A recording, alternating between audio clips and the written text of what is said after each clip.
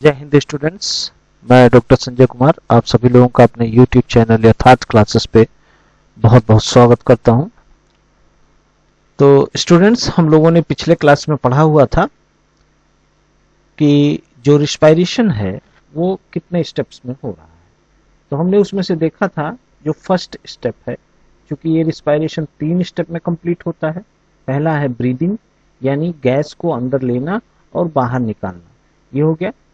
दूसरा स्टेप होता है ट्रांसपोर्ट ऑफ गैसेज या गैसियस एक्सचेंज, यानी कि अब जो गैस अंदर चली गई है, लंग्स के अंदर चली गई है, ऑक्सीजन अंदर चला गया है, उसका जो ट्रांसपोर्ट होगा अब ब्लड के माध्यम से पूरे बॉडी के अंदर होगा। ये दूसरा स्टेप है। तीसरा जो है वो है सेलुलर रिस्पायरेशन। सेलुलर रिस्पायरेशन का मतलब है कि जब ब्लड के द्वारा हर एक सेल तक वो ऑक्सीजन पहुंचा दिया जा रहा है, तो वो ऑक्सीजन जो पहुंच रहा है सेल के अंदर, वो अब कैसे एक्ट कर रहा है और वो फूड को किस तरह से तोड़ने में मदद कर रहा है। तो ये चीज हम लोग देखेंगे सेलुलर रिस्पायरेशन में। अभी हमने देखा था ब्रीदिंग। नंबर 1 जो है वो हमने देख लिया था, पहला स्टेप ब्रीदिंग हमने देख लिया था। ब्रीदिंग में क्या हो रहा था कि हम गैस को बाहर से अंदर की तरफ ले रहे थे और अंदर से गैस को बाहर की तरफ निकाल रहे थे। तो हो कैसे रहा था, यहाँ पे बेसिकली हमारे पास लंग्स हैं, लंग्स के ऊपर एक केज बना हुआ है, रिब्स का केज बना हुआ है, और वो रिब्स जो है एक दूसरे से जुड़ी हुई हैं इंटरकॉस्टल मसल्स के द्वारा, पहली चीज। दूसरी चीज, हमारे इस लंग्स के नीचे एक फ्लैट मसल का जो है लेयर पाया जाता है, जिसे हम जो है डायफ्राम बोलते हैं। अब ये डायफ्राम जो है ये क्या होती हैं, ये रिलैक्स स्टेज में फ्लैट होती हैं, और जब ये कॉन्ट्रैक्ट करती हैं तो ये डोम शेप बना लेती है। तो यहाँ पे 2 मसल्स काम कर रही हैं, एक तो डायफ्राम मसल्स, दूसरी मसल काम कर रही है हमारी इंटरकोस्टल मसल जो हमारे रिब्स के बीच में प्रेजेंट है। तो जब रिब्स के बीच में जो प्रेजेंट इंटरकोस्टल मसल्स हैं वो कॉन्ट्रैक्ट करती हैं, तो रिब्स जो है हमारे बाहर की तरफ आ जाते हैं, और डायाफ्राम मसल्स जब कॉन्ट्रैक्ट करती हैं तो ये क्या हो जाती है, फ्लैट हो जाती है। ठीक है, तो अब फ्लैट होने की वजह से क्या हो रही है, फ्लैट हो गया ये, और डायाफ्राम और जो हमारी इंटरकोस्टल मसल्स हैं वो क्या हो रही हैं, वो कॉन्ट्रैक्ट कर रही है, जिससे हमारा रिब बाहर आ जा रहा है। तो अब जो हमारा वॉल्यूम है रिब केज के अंदर का जो वॉल्यूम है वो बढ़ जाता है, यानी कि हमारा लंग्स जो है वो इंक्रीज कर जाता है साइज में। जब साइज में इंक्रीज कर जाएगा तो हमारे जो लंग्स के अंदर एयर का प्रेशर है वो वहां पे कम हो जाएगा। जब वॉल्यूम बढ़ेगा तो प्रेशर ऑटोमेटिकली कम हो जाएगा। अब यहाँ पे प्रेशर कम हो गया, बाहर इन्वायरमेंट में प्रेशर ज्यादा है, तो क्या होगा कि बाहर से जो है एयर अंदर की तरफ मूव कर जाएगी। तो ये हो गया आपका पहला प्रोसेस, इनहेलेशन। अब जो है हमारी इंटरकोस्टल मसल्स क्या होती हैं, रिलैक्स होती हैं, और डायाफ्राम जो है वो क्या होता है, वो भी रिलैक्स करता है, जिससे कि वो डोम शेप में आ जाता है, और हमारी केज जो है अंदर की तरफ चली जाती है। अब यहाँ पे क्या होता है, ये वॉल्यूम कम हो जाएगा, एयर प्रेशर ज्यादा हो जाएगा। एयर प्रेशर ज्यादा होने की वजह से अंदर से गैस बाहर की तरफ निकल जाएगी। ये दूसरा प्रोसेस है एक्सहेलेशन। तो यहाँ तक हमने पिछले क्लास में पढ़ा हुआ था। अगर आपने पिछला वीडियो नहीं देखा है तो उस वीडियो का भी डिस्क्रिप्शन लिंक मैं इस जो है इसके डिस्क्रिप्शन बॉक्स में दे दूंगा। चलिए अब हम दूसरा जो स्टेप है हमारा वो पढ़ते हैं। दूसरा स्टेप हमारा है transport of gases and mechanism of gaseous exchange between tissue and blood.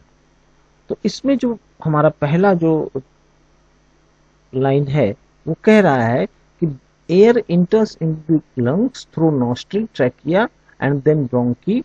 From here it enters into bronchioles and then move into thin walled alveolar sac। यानी फाइनली जो है एल्वियोलर सैक में गैस पहुंच गई है। अब ये एल्वियोली जो होते हैं rich in blood capillary, alveoli के आसपास क्या होगा कि ये हम मान लेते हैं कि ये जो है एल्वियोली है। अब ये एल्वियोली जो है इसके आसपास क्या होती है, ब्लड की कैपिलरीज, ब्लड कैपिलरीज का नेटवर्क लगा हुआ होता है। ये ब्लड कैपिलरीज है। एकदम सटा हुआ होगा, इससे एकदम लगा हुआ होगा। अब क्या होगा कि यहाँ at this place oxygen from the air, यानी कि जो ऑक्सीजन यहाँ पे आया हुआ है एयर में, अब वो ऑक्सीजन डिफ्यूज होकर के इस ब्लड वेसल्स में जाएगा और ब्लड वेसल्स के अंदर जाएगा, तो वो ब्लड से क्या हो जाएगा, इनकॉर्पोरेट हो जाएगा, जुड़ जाएगा, and transported to the all cells of the body, body के सभी सेल्स में ये ट्रांसपोर्ट कर दिया जाएगा। This oxygen is now diffuse into cells and utilize for oxidation of food. अब ये जो ऑक्सीजन अंदर गया है हमारे हर एक सेल के अंदर, वो काम क्या करेगा, हमारे फूड का ऑक्सीडेशन करेगा, जिससे कि हमको एनर्जी मिलेगी। ये एनर्जी वाला मिलने वाला प्रोसेस कहाँ पे होगा, ये माइटोकॉन्ड्रिया में होगा। As result of this carbon dioxide, इन सब के कारण से ऑक्सीडेशन फूड जो हो रहा है, ऑक्सीडेशन ऑफ फूड, उसके कारण से क्या हो रहा है कि कार्बन डाइऑक्साइड का प्रोडक्शन हो रहा है। तो जब कार्बन डाइऑक्साइड का प्रोडक्शन अधिक होने लगेगा तो इंक्रीज हो जाएगा कार्बन डाइऑक्साइड का कंसंट्रेशन। अब वो जब कंसंट्रेशन इंक्रीज कर जाएगा तो ये फिर से जो है ब्लड के माध्यम से एल्वियोलाई में ले जा करके छोड़ दिया जाएगा, यानी कि हमारे सेल से जो है वो कार्बन डाइऑक्साइड जो बना हुआ है उसको वहां से उठाया जाएगा और उठा करके फिर उसे एल्वियोली में ला करके छोड़ दिया जाएगा। ये काम किया जाता है। तो इसमें देखिए ये फिगर आप यहाँ पे देखिए कि ये हमारा एल्वियोली है, यहाँ से लेकर के ये देखिए ये वाला जो पोर्शन है अब दिखाई दे रहा है, ये एल्वियोली है, और इसके ऊपर लगा हुआ ये ब्लड कैपरी है जिसके अंदर जो आरबीसी है ये रखी हुई है।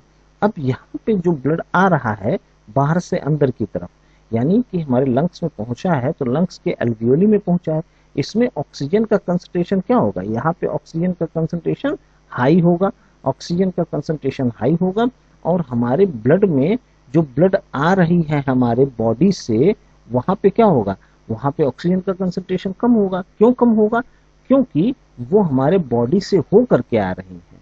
बॉडी से होकर के आने का मतलब है कि हर टिश्यू में वो ऑक्सीजन को छोड़ चुकी हैं और वहां से कार्बन डाइऑक्साइड को लेके आ रही हैं। तो अब यहाँ पे यानी कि ऑक्सीजन का कंसंट्रेशन कम है, तो यहाँ पे क्या होगा कि ऑक्सीजन जो बाहर से आ रहा है अंदर की तरफ, वो अब डिफ्यूज होकर के इन रेड ब्लड सेल्स में पहुंच जाएगा। रेड ब्लड सेल में ये पहुंच गया। अब यहाँ पे क्या होगा कि सारे जो ऑक्सीजन है वो रेड ब्लड सेल में पहुंचने के बाद ये अब फिर से हमारे बॉडी में जाएंगे, बॉडी में जाएगा और हर एक सेल्स को ऑक्सीजन प्रोवाइड करेगा। फिर दूसरी बात हम देखते हैं कि चूंकि यहाँ पे कार्बन डाइऑक्साइड का कंसंट्रेशन कम है और जो हमने हवा ली है वहां पे कार्बन डाइऑक्साइड का कंसंट्रेशन क्या है, वहां पे कम है, और हमारे जो यहाँ का ब्लड है यहाँ पे कार्बन डाइऑक्साइड का कंसंट्रेशन जो है वो क्या है, ज्यादा है। तो अब यहाँ से जो है वो कार्बन डाइऑक्साइड हमारे एल्वियोलाई में छोड़ दिया जाएगा। कभी भी जो मूवमेंट होता है कि मान लीजिए ये एक मेम्ब्रेन हम आपको दिखा रहे हैं कि एक मेम्ब्रेन है और इस मेम्ब्रेन में यहाँ पे ऑक्सीजन का कंसंट्रेशन ज्यादा है, यहाँ पे ऑक्सीजन का कंसंट्रेशन क्या है, ज्यादा है, और यहाँ पे ऑक्सीजन का कंसंट्रेशन कम है मान लीजिए। तो अब क्या होगा कि ये जो ऑक्सीजन है, जहाँ ज्यादा ऑक्सीजन का कंसंट्रेशन है वहां से ऑक्सीजन का मूवमेंट होगा कम कंसंट्रेशन की तरफ। और यहाँ पे देखिए यहाँ पे CO2 का कंसंट्रेशन ज्यादा है, CO2 का कंसंट्रेशन यहाँ पे ज्यादा है, तो ये और यहाँ पे जो CO2 का कंसंट्रेशन कम है। तो क्या होगा, किस तरफ मूव करेगा, अब यहाँ से CO2 बाहर की तरफ मूव करेगा। एग्जैक्टली प्रोसेस यहाँ भी हो रहा है।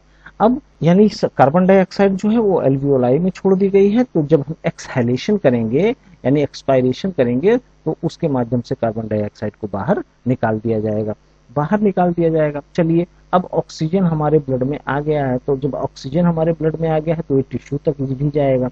तो ये क्या होगा कि जब टिश्यू के पास पहुंचेगा, टिश्यू की जो सेल्स के पास पहुंचेगा, तो यहाँ पे टिश्यू में कार्बन डाइऑक्साइड की मात्रा ज्यादा होगी, ऑक्सीजन तो यूज कर लिया गया है यहाँ पे, ऑक्सीजन की मात्रा इसीलिए यहाँ पे क्या होगी, कम होगी। ठीक है, तो और हमारे रेड ब्लड सेल्स में ऑक्सीजन की मात्रा ज्यादा है और कार्बन डाइऑक्साइड की मात्रा कम है। तो अब क्या होगा, ऑक्सीजन यहाँ से ट्रांसपोर्ट होकर के अब हमारे जो है टिश्यू के अंदर जाएगा, टिश्यू के सेल के अंदर जाएगा, और कार्बन डाइऑक्साइड की मात्रा चूंकि टिश्यू सेल में ज्यादा है तो टिश्यू सेल से अब निकल करके वो हमारे जो है आरबीसी के अंदर जाएगा। तो ये इतनी चीजें होंगी। अब यानी टिश्यू तक हमारे जो है वो क्या पहुंच गया है, ऑक्सीजन पहुंच गया है और वहां से कार्बन डाइऑक्साइड को ले लिया गया है, उठा लिया गया है। अब ये फर्दर जो है वो एल्वियोलाई में ले जाकर के छोड़ दिया जाएगा और एक्सपायरेशन के द्वारा जो है वो हमारे लंग्स से बाहर कार्बन डाइऑक्साइड को निकाल दिया। अब हम लोग बात करते हैं जो हमारा ऑक्सीजन जो है उससे आरबीसी से बाइंड किया है तो कितना आरबीसी से बाइंड करता है। तो हम लोग जानते हैं कि आरबीसी में जो होता है वो एक हीमोग्लोबिन जो है वो एक प्रोटीन होता है। ये एक प्रोटीन हीमोग्लोबिन जो प्रोटीन है ये जो है दोनों से बाइंड करता है, कार्बन डाइऑक्साइड से भी बाइंड कर देता है और ऑक्सीजन से भी बाइंड करता है। डिपेंड ये करता है कि कंसंट्रेशन किसका ज्यादा है। अगर जो कार्बन डाइऑक्साइड का कंसंट्रेशन ज्यादा होगा तो ये कार्बन डाइऑक्साइड से बाइंड करेगा, अगर ऑक्सीजन का कंसंट्रेशन ज्यादा होगा तो ये ऑक्सीजन से बाइंड करेगा। तो पहली बात हम यहाँ पे देख रहे हैं ऑक्सीजन का ट्रांसपोर्ट कराना है हमको सबसे पहले, तो ऑक्सीजन से बाइंड करवाना है। तो यहाँ पे क्या होता है कि ऑक्सीजन जो जा रहा है उसमें से टोटल ऑक्सीजन का 97% ऑक्सीजन जो होता है वो हीमोग्लोबिन के साथ में मिल करके जाता है, हीमोग्लोबिन से जुड़ करके वो मूव करता है एक जगह से दूसरी जगह। जबकि 3% जो ऑक्सीजन है वो प्लाज्मा जो हमारे ब्लड का प्लाज्मा होता है उसमें डिजॉल्व होकर के जाता है, डिजॉल्व स्टेट में हमारे बॉडी के अंदर वो मूव करता है। अब बात करते हैं हम कार्बन डाइऑक्साइड की। तो कार्बन डाइऑक्साइड का जो मेथड है वो 3 मेथड के द्वारा, इसका जो ट्रांसपोर्ट होता है वो 3 मेथड के द्वारा होता है। पहला जो मेथड है इसमें है आपका 23% कार्बन डाइऑक्साइड जो है वो हीमोग्लोबिन के साथ में बाइंड होके मूव करेगा, जिसे वो बनता है कार्बामिनो हीमोग्लोबिन।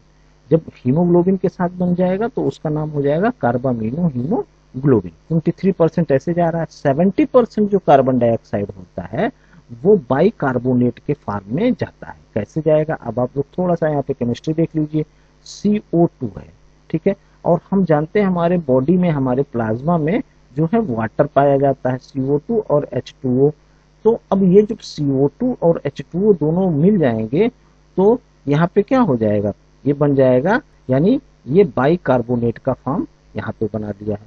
ये बाइकार्बोनेट के फॉर्म में ही जो है ये हमारे बॉडी में ट्रांसपोर्ट करता है कितना, 70%, 70% जो कार्बन डाइऑक्साइड है वो कार्बोनेट के फॉर्म में होता है, जबकि 7% जो ट्रांसपोर्टेशन होता है कार्बन डाइऑक्साइड का वो प्लाज्मा में डिसॉल्व हो करके जाता है। ये आप बहुत इंपॉर्टेंट है, इन सब चीजों को आप लोग नोट डाउन कर लीजिएगा, स्क्रीनशॉट ले लीजिएगा, स्क्रीनशॉट ले करके आप इसको लिख लीजिएगा। इस चीज को हमने आपको समझा दिया है। ये हमारा जो है लंग्स है, ठीक है, एयर बाहर से अंदर आ रही है। तो जब अंदर आ रही है तो हमारे जो ये हमारा समझ लीजिए सर्कुलेटरी सिस्टम है, ठीक है। तो अब यहाँ पे क्या होगा कि ब्लड में ऑक्सीजन की मात्रा कम है तो ऑक्सीजन अब ब्लड के साथ आरबीसी के साथ मिलकर के ऑक्सीजन का ट्रांसपोर्ट होगा और हमारे बॉडी में जाएगा। ये मान लीजिए कोई टिश्यू है या सेल है तो यहाँ पे ऑक्सीजन की मात्रा कम है और अब यहाँ पे ऑक्सीजन जो है ब्लड के माध्यम से यहाँ पे ला करके छोड़ दिया जाएगा, जबकि यहाँ पे कार्बन डाइऑक्साइड की मात्रा ज्यादा है और हमारे ब्लड में कार्बन डाइऑक्साइड की मात्रा कम है। तो अब कार्बन डाइऑक्साइड जो है हमारे ब्लड में ट्रांसपोर्ट कर दिया जाएगा, यहाँ मिल जाएगा आरबीसी के साथ, और ये फिर जो है फिर लंग्स की तरफ मूव किया जाएगा, जो कि एल्वियोलाई में फिर ले जा करके छोड़ दिया जाएगा, हमारे लंग्स में ले जा करके छोड़ दिया जाएगा और वहां से फिर से ऑक्सीजन लिया जाएगा। और यही प्रक्रिया हमारे बॉडी में, यही प्रोसेस हमारी बॉडी में लगातार चलती रहती है, जिससे कि हमको ऑक्सीजन मिलता रहे। अब हम दूसरी बात करते हैं यहाँ पे सेलुलर रेस्पिरेशन। जो दूसरा टॉपिक हुआ हमारा transport of gases, mechanism of gaseous exchange जो है वो हमने कंप्लीट कर लिया है। अब जो तीसरा टॉपिक है वो है सेलुलर रेस्पिरेशन। तो सेलुलर रेस्पिरेशन एक्चुअल में होता क्या है, यहाँ पे होता है oxidation of food, oxidation of food taking place inside cell. किसी सेल के अंदर जो ऑक्सीडेशन ऑफ फूड होता है उसी को हम सेलुलर रेस्पिरेशन कहते हैं। और इस प्रोसेस को हम 3 पार्ट्स में, 3 स्टेप्स में डिवाइड कर देते हैं। पहला जो स्टेप है वो है ग्लाइकोलिसिस, दूसरा स्टेप है क्रेब्स साइकिल और तीसरा स्टेप है हमारा इलेक्ट्रॉन ट्रांसपोर्ट सिस्टम। तो अब देखिए हमारा फूड कैसे होता है। फूड हम कार्बोहाइड्रेट लेते हैं, रोटी खाते हैं, चावल खाते हैं, तो कार्बोहाइड्रेट है, स्टार्च है, उसका डाइजेशन होगा, किसमें बदलेगा, ग्लूकोज में बदलेगा। अब ये ग्लूकोज सेल के अंदर चला जाता है। सेल के अंदर जब जाएगा तो सेल में देखिए दो पार्ट हम यहाँ पे बना रहे हैं सेल का। तो एक सेल है, सेल के अंदर देखिए इन न्यूक्लियस तो होगा ही होगा, यहाँ पे हमने एक माइटोकॉन्ड्रिया। अब ये जो पार्ट है ये कहलाएगा साइटोप्लाज्म। क्या कहलाएगा? साइटोप्लाज्म। अब यहाँ इस साइटोप्लाज्म में अभी ये ग्लूकोज पहुंचा हुआ है, यहाँ पे ग्लूकोज पहुंच गया है। अब ये ग्लूकोज जो है क्या होगा कि पायरुविक एसिड में तोड़ दिया जाएगा। ग्लूकोज को हम जानते हैं 6 कार्बन का होता है। कितने कार्बन का होता है? 6 कार्बन का होता है, जबकि पायरुविक एसिड जो है वो 3 कार्बन का होता है। तो एक ग्लूकोज 2 पायरुविक एसिड में तोड़ा जाएगा, यानी आधा कर दिया जाएगा। ग्लूकोज को तोड़ करके आधा कर दिया जाएगा। कहाँ पे? साइटोप्लाज्म में। साइटोप्लाज्म में ही इसको तोड़ करके आधा कर दिया जाता है। ये प्रोसेस जो है वो साइटोप्लाज्म में ही होगा। इस प्रोसेस को हम कहते हैं ग्लाइकोलिसिस। ठीक है।